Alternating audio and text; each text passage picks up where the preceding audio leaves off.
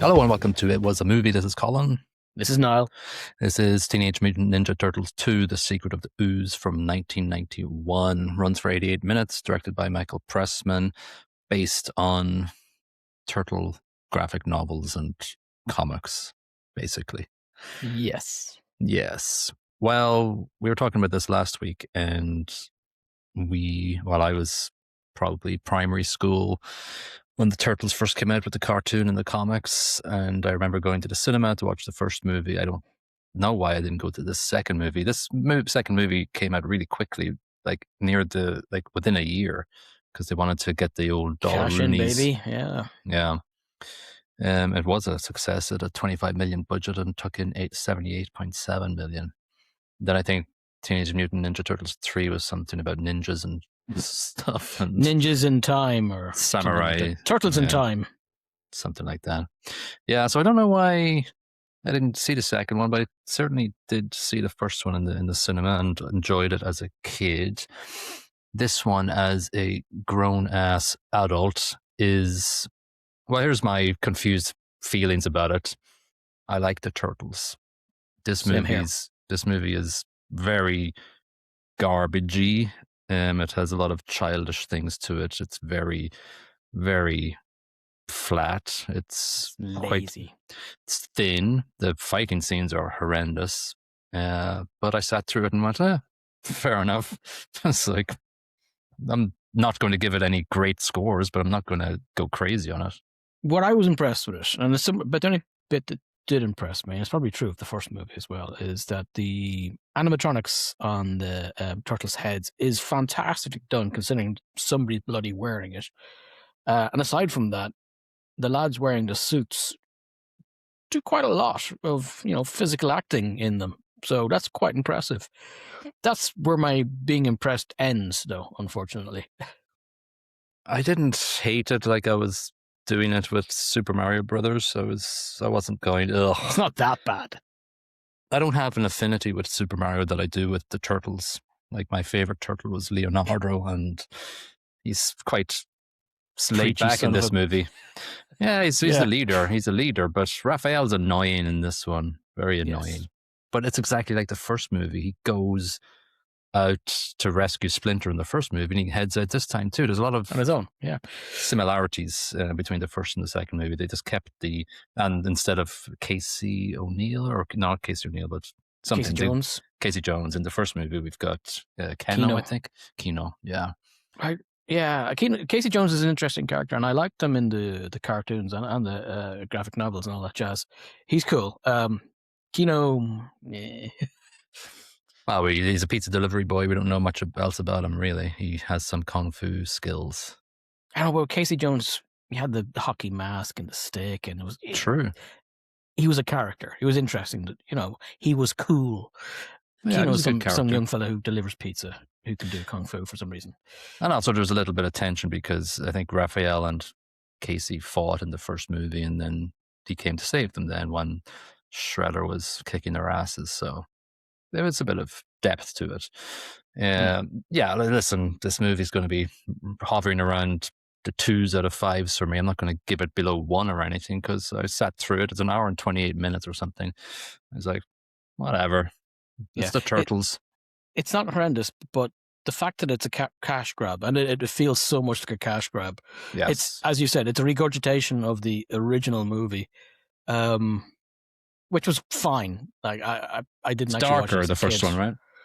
Yeah, way darker. So my issue with this one is it's aimed solely at one demographic, and that is prepubescent boys. We're probably not in that same ballpark anymore. It's been a while. I suppose at the time movies were made specifically for one demographic, whereas nowadays, like I watched the last 2 graphic ninja movies, Teenage Mutant Ninja Turtle movies, and they're bloody excellent as an adult watching them. Okay. The animation is beautiful, the story is interesting. There's real, there's something bite down on in terms of noodling on, especially the last one. That was fantastic. The Mutant Mayhem. Yeah, I never watched any of them, and I didn't watch the new ones where the turtles just like big muscle bound crazy mutant, but which is, I guess, is what the That's what graphic they are. novels are. Yeah, Yeah. but they're quite over the top. It's more accessible, these turtles. But then when and this is all Jim Henson workshop too as well, so therefore that's Yes. why the mouths all work very well. But if you look at Ninja Turtles 3, the turtles look terrible. They've got like liver spots on them and everything. It's just, and it's like a bright green, and it's just horrible. Really Yeah. bad. Unfortunately, I have seen that. All right. I believe I watched it briefly while it was on in the background and I was having a drink or something, and it's like, even then I was like, no, I can't watch this anymore. That was even worse than this movie. I imagine so, yeah. So this falls in the middle somewhere of me. Also, they had a little falling out with the original April O'Neil, and so Paige Turco took over this one, and for the third movie too. I think Paige Turco. Paige Turco. Turtle. Paige Turtle. That would be fun. That'd be awesome. I'd be down for good. that. That's like, I think the first actor complained about the stunt men's sort of how they were treated, and so and the long work hours. So they were in Slinger Glove. We'll get Paige Turtle in to. We'll treat the stunt men like crap in this one. Yeah, maybe. Yeah, like there's a bunch of actors. I went through their discographies, their filmographies today, and obviously Shredder, Francois Chow. I remember his face from Lost. Yes. He's in that for a long time. Everybody else sort of just. I think David Warner, I think, is in a lot of TV shows. He was the bad guy. He was the master controller program in Tron. So he's done some big pieces. This is probably not his highlight.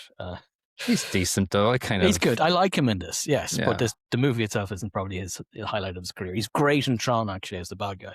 This is the 1987 movie, not the new one. Well, the scores online will give you a sense of how this movie's accepted by critics and people alike. So IMDb is 6 out of 10.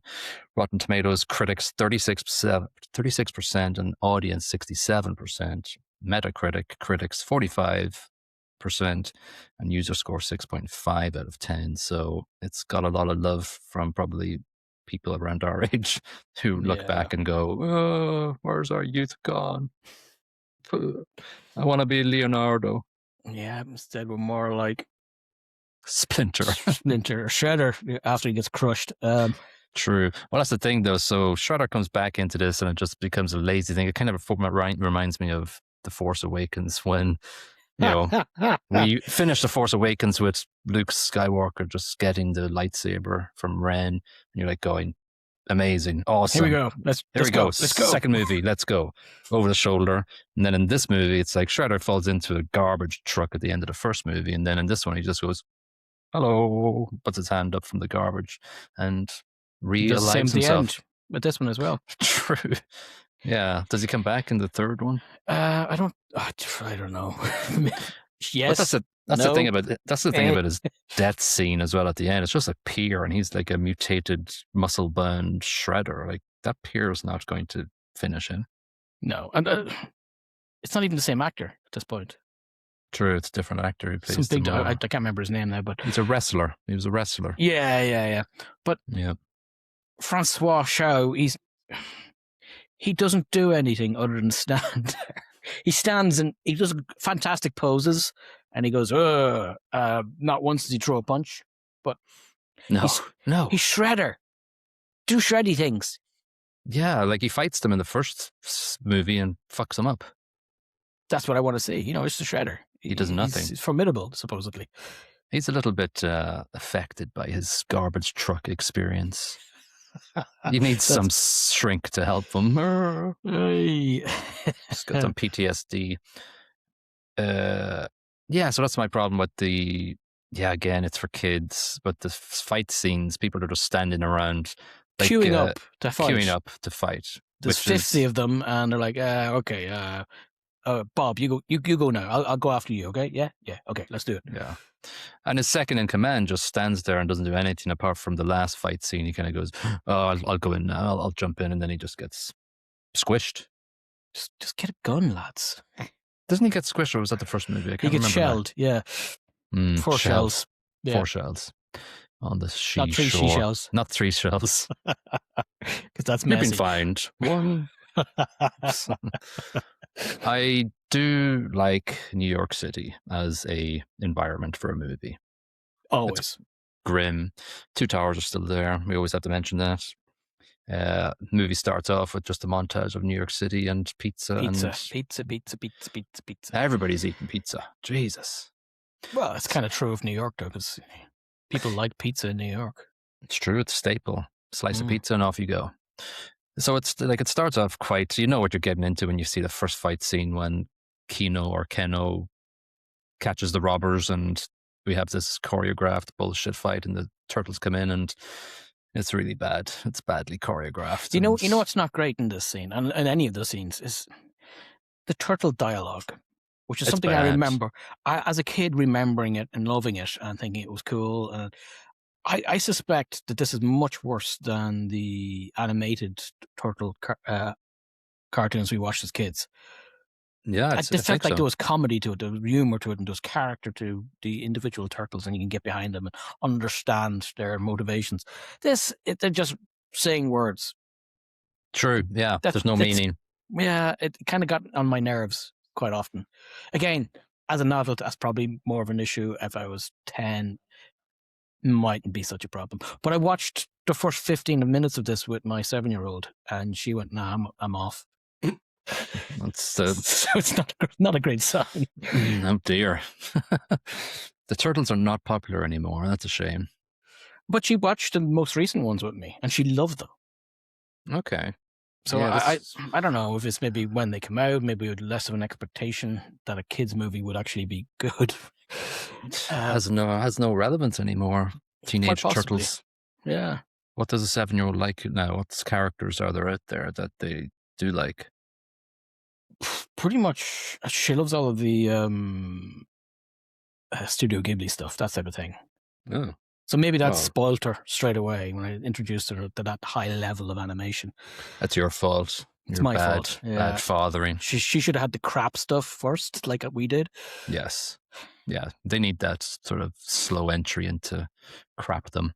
Yeah, so the choreography of the fights are not good, and it's a low level of action that you're going to get, and you're like, okay, it's not going to get better from here. Which is kind of annoying because I think that there was much more in these actors, these physical actors. Like they move really well with decent choreography. They could do interesting fight scenes.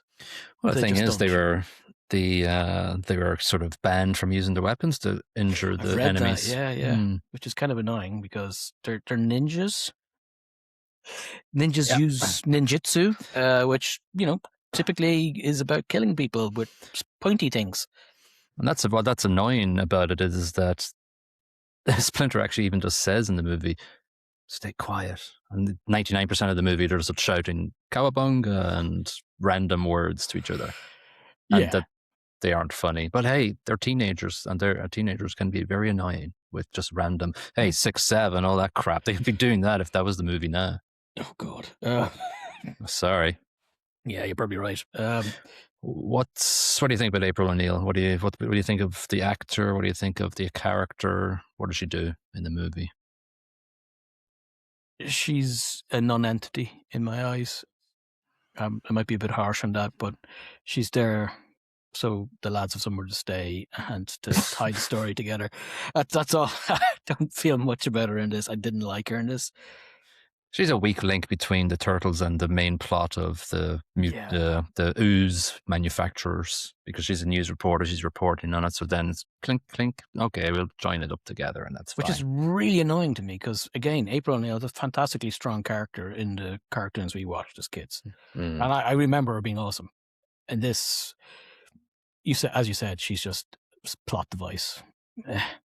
You know that, did you laugh at the one time when she comes home and I can't remember what she says, but Splinter's up on the roof and she says, "Oh, what's Splinter doing?" And it cuts to Splinter and he just goes, "Coming." I didn't cop that. then he's finished it. He finishes his sentence. It's like, "Coming." Yeah, exactly.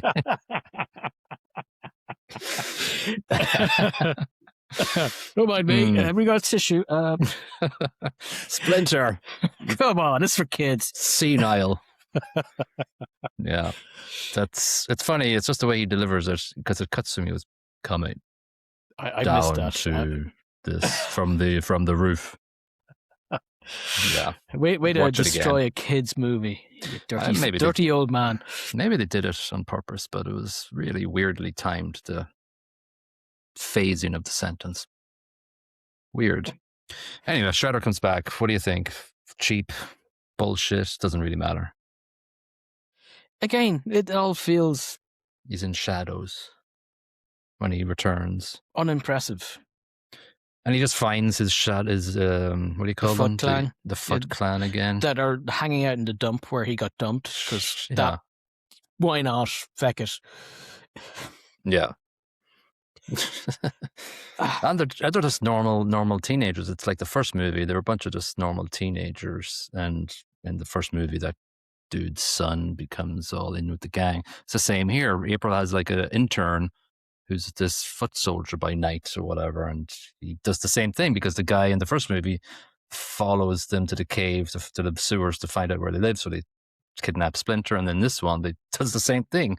Oh yeah, that's where they are. It's very very boring and paint by numbers retelling. Lazy. Just do the same movie again. Just slight variations on it. And we'll introduce 2 new monsters. That's the difference. I like those monsters. I like the snapping turtle chap, Toka. Quite fun. I like them. I like them both. They're cool. I think like they're the funny. Voices. Mama. Shredder doesn't like that. Yeah, but this is Jim Henson stuff, so that is going to be awesome. Let's be honest. That's going to be good. Yeah, I do like them. So we have this Techno Global Research Industries, TGRI, and they're the ones who made the ooze that the turtles ran into to become mutant ninja turtles. And so April's on the back, and we find out the turtles' origin, blah, blah, blah. And we have Dr. What's his name? Dr. Professor Jordan Evil. Perry. Oh, no. Yeah, Professor Jordan Perry. And so he comes in as this sort of, is he a good guy? Is he a bad guy? He's kind of a good guy.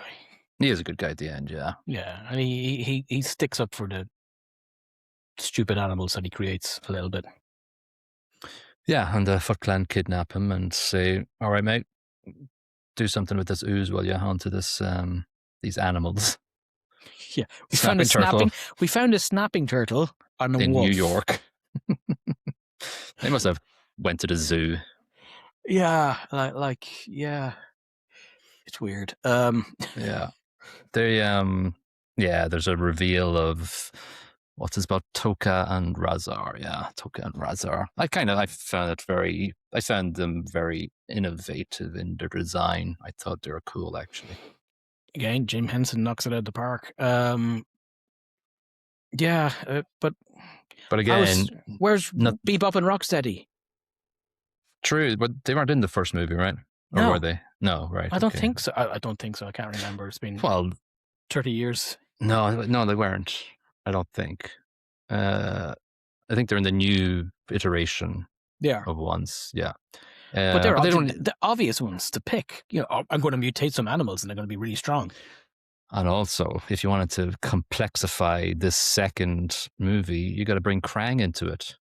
Yeah, the Technodrome and Baxter, the scientist. Why isn't Baxter the scientist? That's simple stuff, lads. Simple stuff. Fan service. Let's go. Again, we could have remade these movies ourselves. So easy. So easy. 60 million? Director should come to us. Yeah. So the mutants aren't horrific. Like, it's meant to be, oh no, there's a bit of tension. The walls are rattling, but they come out and it's like, hello. They're kind of fun. They're not intimidating. Yeah, they're comedic. Yes. Anyway, the next chunk is Kino infiltrates the Foot Clan, just like in the first movie, the guy's son does. Raphael, the turtles go down into the sewer to protect April, and Raphael says, I'm out of here, man. He's annoying to me. Yes. Yeah, his motivations are daft. Yeah. So the Raphael and Kino get caught in the junkyard, and get into a very underwhelming fight and run to tell. Raphael gets caught and goes to tell. The only time that the Foot Clan converged on a turtle en masse. Yes. The only time. Yeah, rugby scrum. It works. Keep doing that. Don't stand around in a circle going with flailing your arms and legs into thin air. Just grab the guy, stick him in the net. Shut up. That's the thing about Kill Bill I like when she is in the house of whatever. She's fighting them all. Yeah. Yeah, they're not really, and sometimes you can see them just standing around, but it's good. There's it's 4 fast. or 5 at her at one point, and she's just slicing them up. So that's beautifully done, and it's not annoying. Yeah. Yeah, it is choreographed, and yeah, there is a bit of a queue forming to fight her, but you could argue that there's only so much space around her. It's the queue. It's the queuing system, and it's one of the most annoying thing of older martial arts movies. Sometimes they just queue to fight, which is daft. So we'll add that to our list of tropes we hate: over audified footsteps, queued fighters. What about the Wilhelm scream? Do we like it or hate it? Now that I've been introduced to it, I despise it. And I start hearing it in computer games as well, which is wrecking my head. It's all your fault. It's in Star Wars. Like, it's ridiculously stupid. It takes me out of the movie. Yeah, because that's the only thing you're thinking about when you hear it is, Wilhelm scream. Damn it. Yeah, and the director's like going, this is just a little nod to the historic past. It's like, shut up. Stop doing Yeah. it. Listen, the movie doesn't have a very complex plot. Like, they take Professor Perry back and he develops an antidote, and it's all very comedic, and there's no serious part of the movie whatsoever, really. There's no sort of, I think in the first movie, Splinter tells the story of how they became the Bean. It's quite serious, and the entire movie is quite serious because they go to April's farm and they're all sort of contemplating Splinter and missing him. Here, no real tension or gravitas to the plot at all. No, there's no fear in the turtle's eyes. There's no tension. There's no drama. There's no arc. Pure money grab. And again, like this, even when they create the antidote, it's like, hey, let's chuck them into donuts and feed the donuts to Taka and Razar. It works. It does work. Not as much as they should have. Then you've got the nightclub scene where they have to pigeonhole in Vanilla Ice for the ninja rap. It's such a bad song. Effing hate this scene. I don't like Vanilla Ice. I think he's a gobshite. And this is just everything I hated about the 80s right in one scene. Well, I love the 80s, but this is the bit I don't like. It's 91. Yeah, but it's break. It's still the 80s feeling. Still the 80s. Yeah. So I hate this so much, and the fight scenes are garbage in here. Oh, throughout the movie. It's an interesting thing. Like, I had the original movie's soundtrack on cassette, and there's some bangers on that soundtrack. And I read today they put a lot of money into getting Vanilla Ice and getting a good soundtrack because they knew it went ham in the first movie. But what else apart from nothing? Yeah, because I can't think of anything else. It's a really bad soundtrack. Yeah, as far as I can tell. It's not even on Spotify, which makes you realize it didn't exist. Like, the first one's on Spotify, I think, or maybe it's just on YouTube. No, maybe it's on YouTube. But the whole nightclub scene is contrived and pigeonholed so that Vanilla Ice can get his screen time. Go Ninja, go Ninja, go. That's a hit. Is it though? No. Is it? Yeah. It's shocking bad. There's no danger in this movie. There's no danger. No. You don't feel any danger ever. It's a kids' movie. I think it suffers from the fact that they listen to parents complaining about the violence in the first movie. It really suffers for that. Yeah. Which annoys me. Let kids have violence, goddammit. Well, yeah, that's what they're watching on the cartoon. Like, they use their weapons in the cartoon. They don't, like, chop people's heads off with their katanas, but they're still... was the trick. Absolutely. Kids love decapitation. I might actually read some of the graphic novels and see what's all about. Good. I got a couple out of the library before just for the giggles, and it's real dark. It's really, really, really dark. I love it. Good. Anyway, the fight goes outside, and Shredder decides to gulp his own ooze and he becomes super shredder. Don't drink your own ooze. Yeah, never drink your own ooze, especially yellow ooze. This isn't great either. It's bad. It doesn't. There's no tension at all. It's the final boss scene. He always feels like he's a mile away. Yes, and they're like backing up slowly, going. Yeah, but he's like 50 meters away or something. It feels like, obviously not, but yeah, he's never close to them. They're never in the same scene or the same shot. No, why? I don't know why. Like, at least make them dodge or move out of the way instead of, we're turtles, we'll jump in the sea. We're turtles. Well done. You remembered what type of animal you are. Yeah, it's the first clever thing they did all movie. They're just saying one-liners and words, random teenage words. Yeah, there's nowhere like he's walking towards them very slowly. Skibbity Riz, yeah, toilet, and he's just making the pier. Yeah, he's making the pier disintegrate, but he's not throwing things at them, as you said. There's no immediate danger. Just grab one and remove his skull, and then you've got some danger. Yeah, and the pier drops on him, and it's like, that's not going to kill him. Really? Then his hand comes up, and it's like, all right, it's not over. Plump. Maybe he's unconscious, though. We don't know. They don't double tap. They don't check. No. That's the end of the movie. He must be dead. Yeah. That's the end. The movie. Yeah, it certainly is. What do we end on, actually? What's the final scene? Can't even remember. They're probably eating pizza. Oh, I know.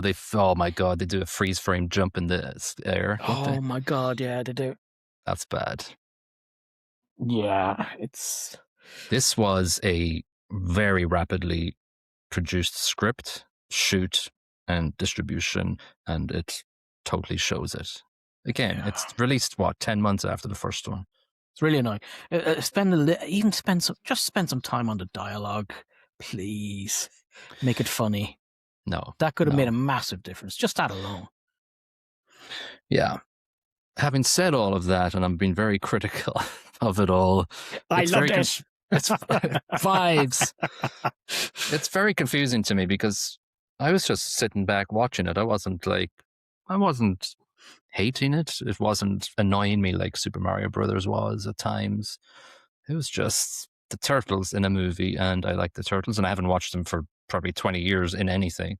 So I was like, I'm just going to turn my brain off and watch it. I'm not going to give it more than 2 for certain things. Like, I might give the direction 2.5 or something, but I don't know. I don't know. I have a different feeling at the end of it. I did not enjoy my time watching this. I think I've been damaged a little bit having watched some excellent Turtles movies in the last 2 animations they've done. Really good. This, in comparison, is a steaming crock of turtle doo-doo. I'm guessing that doesn't smell too good, turtle doo-doo. It doesn't. No. Did you have turtles? No. We were at a reptile house, me and the family there. Oh, yeah, they smell there. They stink as all hell. I think that's the snakes, though. Whatever it was, it didn't smell great. Yeah. All right, plot. The ooze that's in the title.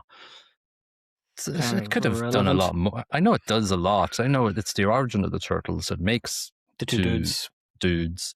It makes them super shredder. But I don't know. I just felt there's a bit of a hole in it. It's like, okay, what other secrets could it have been? The secret of the ooze.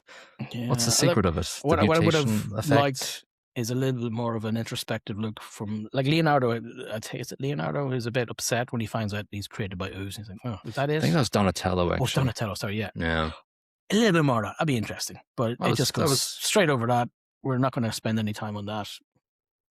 Yeah, that was 1 millisecond of Donatello being introspective of him, of what was going on. Then the next scene's like them putting in the professor. Pizza. Hey, never rest. Yeah. Shredder creating Toka and Razar. They done it with a hose pipe. Green ooze and a hose pipe into a massive shed. Cool. Okay, that's science. like the shed that was hastily put together in this scene, this movie is hastily put together. And and Tuka and Razar don't drive anything. They're really slow, and there's nothing special about them. They're just hard to kill. They're comedic foils. They're comedic foils. So they just walk around really slow, and every now and then they grab a turtle and throw it, which, again, there's no danger. No. And again, turtles are stymied by not being able to use their weapons due to parents going, "Don't use weapons." And that's the reason why... Probably sick of their being hit over the head with nunchucks. True. That was the reason why Ninja became hero in the UK and Ireland, right? Yeah, because too violent. You can't tell. The word ninja is a violent term. That was probably Mary Woodhouse or somebody. Remember her? Some asshole like that. Yeah. But the cartoon mostly stayed the same, right? Like you still whack things over the head with nunchucks. Yeah. Yeah, but it was like the 18. Nobody died or anything. No. Obviously, there was in a cartoon. No decapitations. Yeah. Show you, Shredder. But in the cartoon, Leo was the leader. I always like Leo. In this movie, he doesn't really have a lot to say. He obviously, again, butts heads with Raphael, just like the first movie. And that's stupid, and that's annoying to be repetitive like that. I want him to make hard decisions. And I think Donatello, I don't know why Raphael is this sort of wise ass, and his accent is different as well. It's weird. Is it Michelangelo supposed to be the wise ass? I thought ass? so. Yeah. Yeah, and then there's no... Their characters kind of blend into one, apart from... They do. It's really... Apart from Raphael. Yeah. Yes, apart from Raphael. That's so... Yeah, you want... Maybe Donatello needs to be more introspective, and I can't remember what his characteristics were. And he's the genius. He did the code, the code. Yeah. So I'd like to see all that sort of stuff. I want to see characteristics, individuals.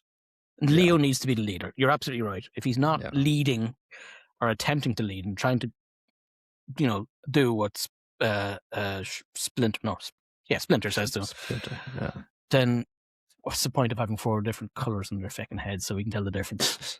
True. Yeah. Yeah, we need more variation of their arcs, not just Raphael leaving again. We did it in the first movie. Ta-ra, Chuck. All right, so we kind of put together acting and plot there. So what are you going to give the plot? I wrote it down last night. I was angry. 1.5. 1.5.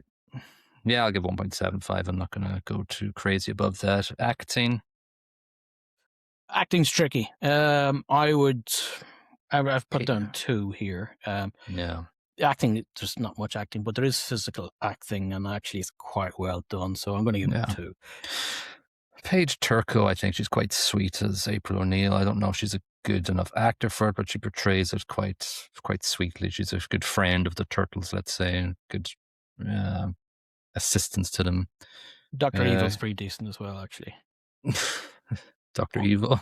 Whatever his name is. The professor, he's good. Kino, not so good. Shocking bad. Sounded sometimes, I was listening to it on headphones, sounded like he was overdubbed sometimes, but maybe not too sure about that.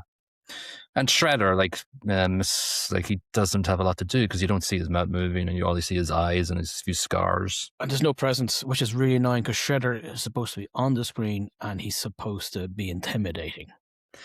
And his helmet is all like gold leaf or something. There's some weird helmet it looks thing like going cheap on. Plastic. It looks bad. Yeah. It doesn't look evil at all. I need to be scared by Shredder. I need French Prince of Bel-Air's uncle doing the voice again.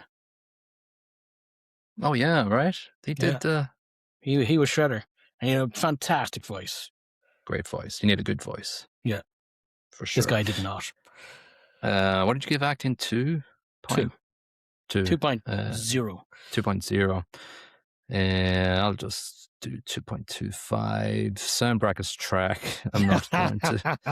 I'm going to give 1. You're going to give 0 point something. I'll join you on 1 because I remember this song and I'd never seen this movie. So in that respect, I have to give it some credit. It's a horrible song and I hate it, but I do remember it. So I have to give something. So 1 it is. I would be like, it'd be crazy if we ever review the first Turtles movie. Like, I have emotional, sentimental connections to that soundtrack, and I'd be scared at the score I would give it. I'd be scared to review it with you, and I'm shitting all over your childhood. Yeah, I would like give the soundtrack 4 something of the first one. All right, so direction. Yeah, he chose not to do the violent weapon things. I think the creatures look cool. They're fun. I think the scenery and stage production looks good, but I don't know. Garbage thing is kind of boring. Garbage yard is kind of boring. It's garbage. New York is cool. I think most of the points that are going to go here from me are directed solely at Jim Henson's work. Yeah. Everything else is kind of upsetting. And New York, but then New York is New York by fact of being New York. So yeah, just point your camera. Yeah, there you go. Have some points. Yay. So I'm going to put 2 down again. 2. I'm going 2.5. I think I guess it's not punishing them enough for doing a fast turnaround, but I did not want to harm anything or myself your after watching this movie. It's strong. And that's fine. It absolutely is. You have an affinity towards the old Turtles, which is cool. Yeah. So I loved them as a kid as well. If this wasn't the Turtles and it was just a random movie about 4 mutated squirrels or something, then I'd be not happy. Battletoads. Have you got Battletoads? I remember 4-player Turtle in the arcade. Oh, so good. And actually, there was a game Very called good. Turtles in Time. I think that might have been really? on the Super Nintendo or something. But it was fantastic. Same sort of. The arcade one is like you just had 4 people. You had to go around the corner for 1 player, and then it's all around. That was cool. It was a beat 'em up, wasn't it? You walk with joystick and punch. It's pretty much Double Dragon with turtles. Not wrong with that. Quadruple turtles. No, definitely not. Ebert and Siskel hated this movie. Like Roger Ebert gave it 25, and it's a stupid thing he says. He says, today's kids are learning from the turtles that the world is a sinkhole of radioactive waste, that it's more reassuring to huddle together in sewers than take your chances competing at street level, and that individuality is dangerous. Cowabunga. What? He's out of whack there. Siskel says, the movie slogs along in between combat scenes. Only a precious few of the bantering jokes among the Green Quartet hold any amusement for those over the age of 10. Yeah. Yeah. The highest grade or scores from our old friend Mick LaSalle in the San Francisco Chronicle. He gave it 88. He said, a delightful, witty picture that's short and sweet and presents one of the most accurate depictions of the behavior of teenage boys you're ever going to see on screen. He gets something there. I think they are meant to be annoying teenage boys, really. But I don't watch movies to be annoyed. You're not going to watch a movie ever that's like 6, teenage 7, boys. 6, 7. Yeah. Oh God, no. Yeah, but they come across as annoying, and teenage boys are annoying. We were once those annoying assholes. Yeah. Don't think there's anything much else of note with the critics' review there. Actually, no, Tampa Bay Times says, rather than embellish the original movie, the filmmakers have merely strived to recreate it. It's a good one. Bingo by Hal Lipper. Cool. Well, that is our childhood in a nutshell, in a half shell. Turtle power. Turtle power. I do remember the theme tune of the cartoon. I could sing it for you now. I'm just not going to. So could I. Yeah. That's it. That's Teenage Mutant Ninja Turtles 2, The Secret of the Ooze, a long movie title that they should have really... Could have just left it Secret of the Ooze bit, let's be honest. True. Yeah. Okay.